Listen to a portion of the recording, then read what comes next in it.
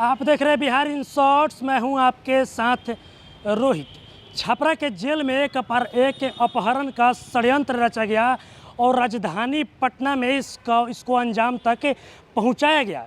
दरअसल पूरा मामला ये है कि बीते दिनों कंकड़बाग थाना क्षेत्र के अंतर्गत मेडिविजन हॉस्पिटल के 2 संचालकों को अपहरणकर्ताओं ने अपहरण कर लेता है और अपहरण करने के बाद सारण की तरफ उन लोगों को ले जाया जाता है। उसके बाद जैसे ही ये घटना पटना पुलिस तक पहुंचती है, पटना पुलिस पूरी तरीके से एक्टिव मूड में हो जाती है और सारण पुलिस के साथ मिलकर पटना पुलिस इस पूरे घटना में पूरे अपहरण के मामले को सुलझा लेती है और इसका खुलासा करती है। और आपको बता दें, खुलासा होने के बाद आज जो पटना के एसएसपी हैं मनोजीत सिंह ढिल्लो, आज वो प्रेस कॉन्फ्रेंस कर रहे हैं और प्रेस कॉन्फ्रेंस के दौरान वो क्या कुछ बतला रहे हैं अब देखिए इस वीडियो में। आप अवगत हैं कि 13 तारीख की रात को 13 और 14 की मध्य रात्रि के पश्चात कंकड़बाग थाना क्षेत्र में 90 फीट रोड पे एक हॉस्पिटल है, मेडिविजन हॉस्पिटल। तो 4 अपराधकर्मी आए थे जो कि हॉस्पिटल संचालक, दोनों ही हॉस्पिटल संचालक थे, उनको अपहरण करके ले गए थे। ये घटना 13 और 14 के रात के 1:30 बजे की है, लेकिन इसकी जो सूचना है संबंधित अस्पताल प्रशासन के द्वारा कल यानी कि अगले दिन होकर 14 तारीख को कंकड़बाग थाना में लगभग 12 बजे दोपहर को दी गई थी। इसके बीच में उन्होंने कोई सूचना थाना को नहीं दी थी। तो जैसे ही थाना में सूचना प्राप्त हुई तो तुरंत नगर पुलिस अधीक्षक पूर्वी, अनुमंडल पुलिस पदाधिकारी सदर, थाना अध्यक्ष कंकड़बाग, हमारा एसआईयू का टीम, डायल 100 का टीम और विशेष रूप से मैं धन्यवाद दूंगा थानाध्यक्ष डेरनी और जो छपड़ा पुलिस के डीआईयू का टीम था, तुरंत उनको संपर्क किया गया क्योंकि जितने भी अपहरणकर्ता थे और जो अपहरित थे, इनकी जो लगातार बातचीत हो रही थी फिरौती हेतु, उनका जो हम लोगों ने तकनीकी अनुसंधान किया, जो लोकेशंस आ रही थी सारण जिला के डेरनी थाना क्षेत्र में आ रही थी। तुरंत वहाँ की पुलिस के सहयोग से यहाँ से भी पटना पुलिस का टीम किया तो दोनों अपहर्ताओं को 7 घंटे के बीच में सकुशल बरामद कर लिया गया है और इसमें टोटल 4 अपहरणकर्ताओं की गिरफ्तारी हुई है। जो चारों अपहरणकर्ता हैं उनमें से 2 बहुत ही कुख्यात अपराधी सारण जिला के रहे हुए हैं, जिनके ऊपर कई पूर्व में भी आपराधिक कांड दर्ज हुए हैं। ये पूरा घटनाक्रम संबंधित है, इसमें जो दोनों अपहर्ता हैं वो पहले से भी परिचित थे, अपहरणकर्ताओं से परिचित थे।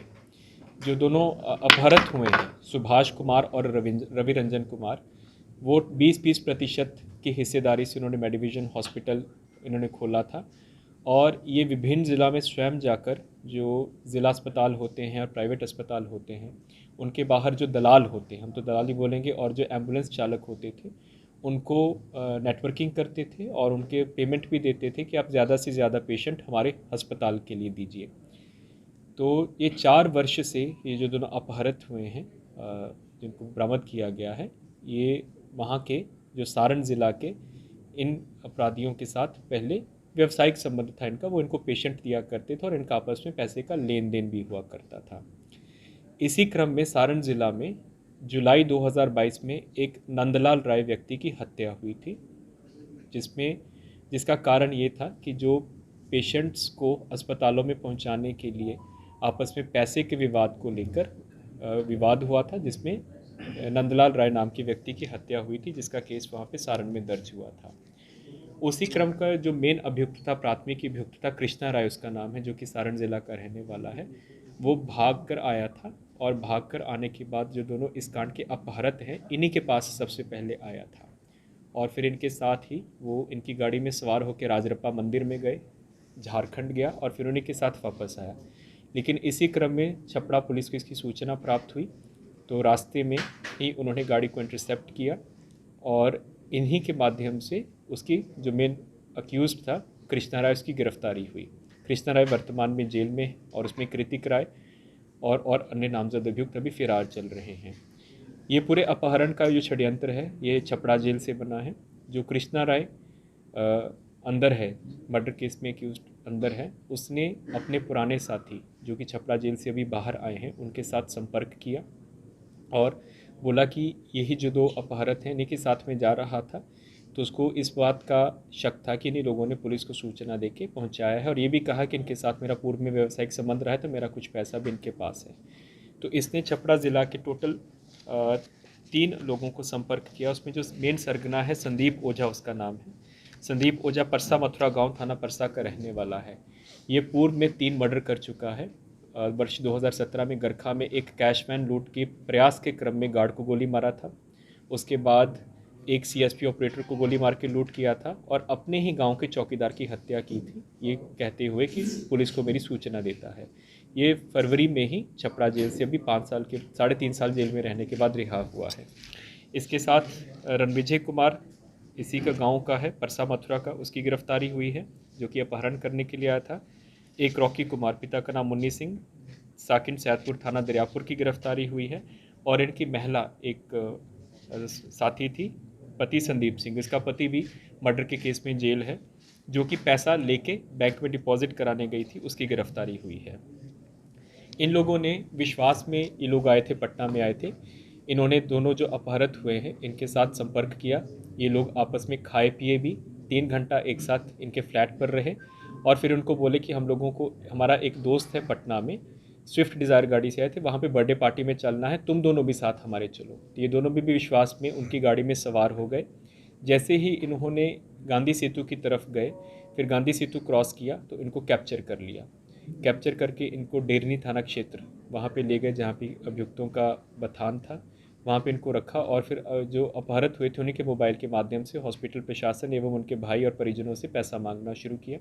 कैश के रूप में ये टोटल 4,45,000 रुपया लिए और 4.5 लाख रुपए का ट्रांजैक्शन उन्होंने गूगल पे के माध्यम से जो एक और अभियुक्त है उसके अकाउंट में ट्रांसफ़र कराया। जो कैश से पैसा दिया था, ये जो महिला अपहृत गिरफ्तार हुई है, एक्यूज्ड गिरफ्तार हुई, उसी के माध्यम से बैंक अकाउंट में ये ट्रांसफ़र करने गई थी और इसका पति भी इन्हीं के साथ जेल में था, उसकी बेल के लिए उसको पैसा चाहिए था। तो ये इसमें टोटल 4 लोग गिरफ्तार हुए हैं, संदीप ओझा, रणविजय कुमार, रॉकी कुमार और ऋतु कुमारी। जो स्विफ्ट डिज़ायर गाड़ी जिसे ये लोग लेकर गए थे वो भी रिकवर हो गई है।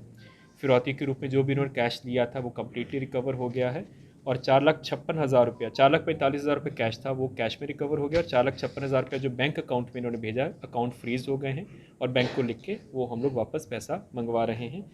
पूर्ण रूप से जितना भी है पैसे की रिकवरी हो गई है। टोटल 10 लाख का फिरौती इन्होंने मांगा था। दिया कितना दिया? 9 लाख, 4,45,000 रुपया कैश के रूप में और 4,56,000 ऑनलाइन दिया गया था। फ्लैट नहीं है, फ्लैट में ये लोग आए थे पटना में, जहाँ पे एक साथ ये लोग खाए पिए थे। हाँ, और हाँ पहले बता देते हैं। और इसमें जब इनकी हम लोगों ने इनकी पूछताछ की है तो हम लोगों ने इनके जो मोबाइल का एक्सट्रैक्ट निकाला तो 2 और घटनाओं को हम लोग बचाने में सफल हुए हैं। बेगूसराय टाउन में ही एक बड़ा ज्वेलर की इन लोगों ने रेकी करके रखा था। उस ज्वेलर दुकान की अंदर की वीडियोस, बाहर की वीडियोस, उसके ऊपर उन्होंने डकैती करने की योजना थी। उसमें जो भी लोगों को शामिल होना था उनका नाम उद्भेदित हो गया है और हम लोग छपरा पुलिस को भी और बेगूसराय पुलिस को उसकी सूचना दे रहे हैं।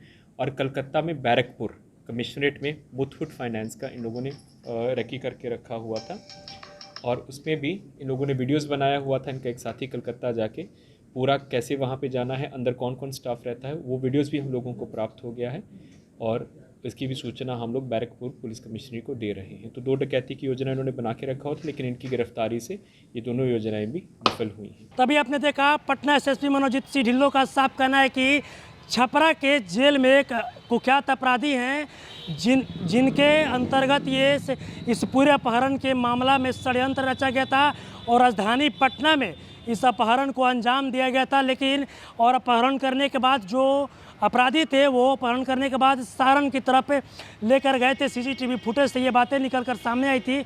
उसके द्वारा सारण पुलिस से मदद लेकर और पटना पुलिस दोनों मिलकर इस गुत्थी को सुलझा लेती है और आपको बता दें कि जो भी अपहरण किए थे हॉस्पिटल संचालक को अपहरणकर्ताओं के द्वारा 10 लाख रुपए का मांग किया गया था। हालांकि प्रशासन को, पटना पुलिस को बड़ी सफलता मिली है और जो भी अपहरणकर्ता थे अब उनको हिरासत में ले लिया गया है। और क्या कुछ बतला रहे पटना एसएसपी मनोजीत सिंह ढिल्लों अपने इस वीडियो में देखा। बस इसी तरह की तमाम खबरों के साथ आप मेरे साथ जुड़े रहें। तब तक के लिए धन्यवाद।